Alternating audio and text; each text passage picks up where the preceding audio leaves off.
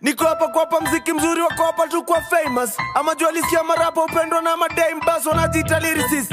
Kwa hizi interviews na mimi tu ndo nimetoa lyric video kaita million views sound. Yeah.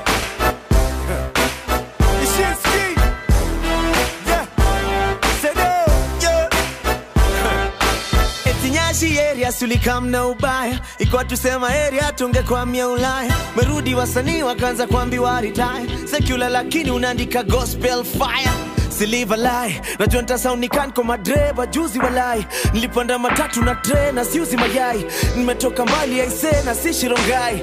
True story.